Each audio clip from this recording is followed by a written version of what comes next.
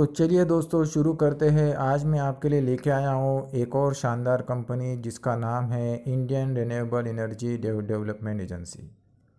ये एक energy sector की फाइनेंसिंग कंपनी है जो कि फाइनेंस करती है एनर्जी सेक्टर को, उनको प्रमोट करती है, डेवलप करती है और उनको वित्तीय सहायता भी देती है। कंपनी बहुत ही शानदार है फाइनेंसिंग सेक्टर की। इसका मार्केट कैप हम देखेंगे तो 44,000 करोड़ की कंपनी है। ये एक मिड कैप सेगमेंट की कंपनी है। करेंट प्राइस इसका देखेंगे तो 167 रुपये का है। स्टॉक ने हाई लगाया था 215 रुपये का और लो था 50 रुपये का। स्टॉक का पीई 51.7 का है। बुक वैल्यू नहीं है, डिविडेंड देती नहीं है company. Return on capital employ और रिटर्न ऑन इक्विटी की बात करेंगे तो आरओसी इसका 8.17% है और आरओई 15.4%।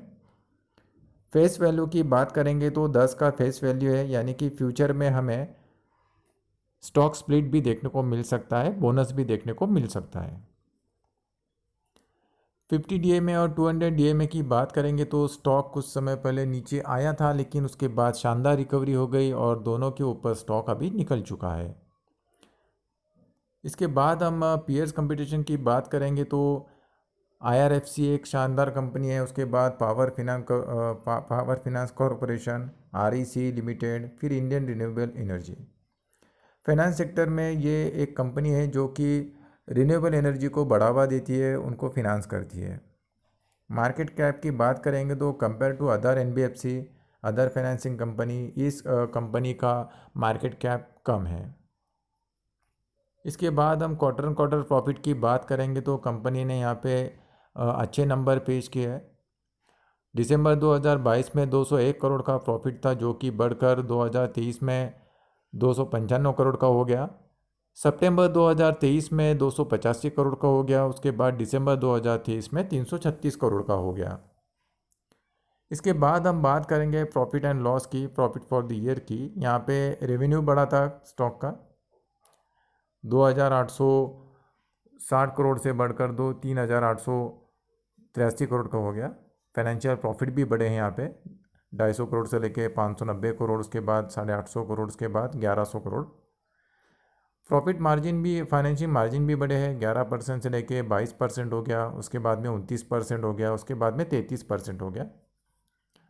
यहाँ पे हम बात करेंगे नेट प्रॉफिट की तो वो भी बढ़ा है 215 करोड़ से बढ़कर मार्च 2021 में 346 करोड़ हो गया।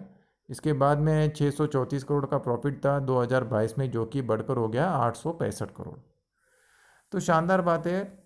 इसके बाद हम प्रॉफिट ग्रोथ की, सेल्स ग्रोथ की बात करेंगे तो यहाँ पे अच्छे नंबर है कंपनी के।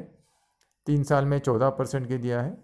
प्रॉफिट ग्रोथ की बात करेंगे तो 3 साल में 59% है, डबल डिजिट में।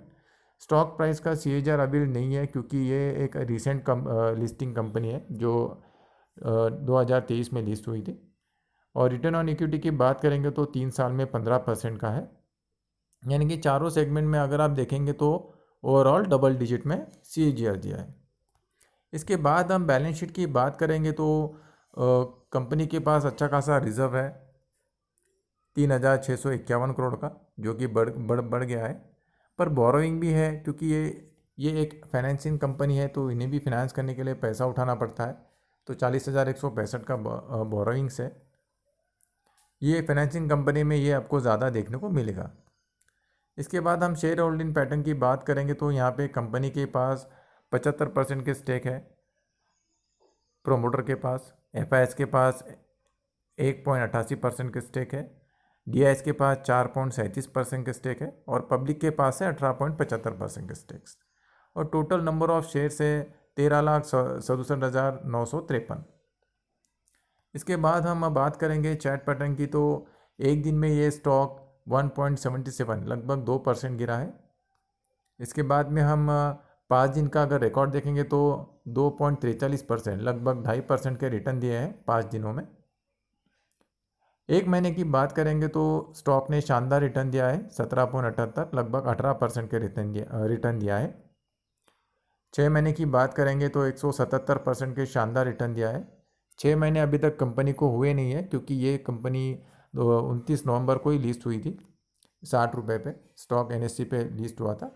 वहाँ से लेके अभी तक स्टॉक 177% के रिटर्न दे चुका है। 23 नवंबर 2023 को ये स्टॉक सिर्फ 60 रुपये का था, लेकिन अपर सर्किट स्टॉक पे चल रहे थे, तो बहुत कम लोग इसमें बाइंग कर सके। जिनको ये IPO लगा था उनके तो सोना ही सोना हो चुका है। इसके बाद में ईयर टू डेट यानी कि 1 जनवरी से लेके अभी तक बात करेंगे तो स्टॉक ने 58.86 लगभग 59% के रिटर्न दिया है। और ऑल टाइम रिटर्न देखेंगे तो, क्योंकि कंपनी को ज़्यादा टाइम हुआ नहीं है, तो 164% के रिटर्न स्टॉक ने दिए है। कंपनी अच्छी है, फिनांस करने वाली कंपनी है, फ्यूचर ओरिएंटेड कंपनी है। तो जैसे जैसे कंपनी तो नंबर अपने अच्छे पेश कर ही रही है, कंपनी के मैनेजमेंट पे भी डिपेंड रहेगा कि जैसे नंबर पेश करेंगे वैसे अच्छे नंबर देखने को मिलेंगे, तो स्टॉक भी रॉकेट की तरह भागेगा। पर इस स्टॉक में आपको लॉन्ग टर्म के लिए इन्वेस्ट करना है। अगर आप 3 साल 5 साल 10 साल के लिए अगर आप इन्वेस्ट करेंगे, धीरे धीरे SIP करेंगे, तो आपको और भी शानदार रिटर्न देखने को मिलेंगे।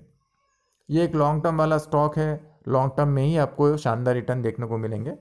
ठीक है, क्योंकि स्टॉक ने 215 का हाई लगाया था, वहाँ से अभी भी स्टॉक 30-28% अभी नीचे है। अगर आपको एंट्री करनी है तो अभी भी आप एंट्री कर सकते हो, लेकिन धीरे धीरे SIP कीजिए। ठीक है, और स्टॉक नीचे आता है तो और आप धीरे धीरे उसमें एक्यूमुलेट कर सकते हो। वीडियो अगर अच्छी लगी है तो लाइक कीजिए, सब्सक्राइब कीजिए, शेयर कीजिए। मिलते हैं अगली वीडियो और नई इन्फॉर्मेशन के साथ में। Thank you.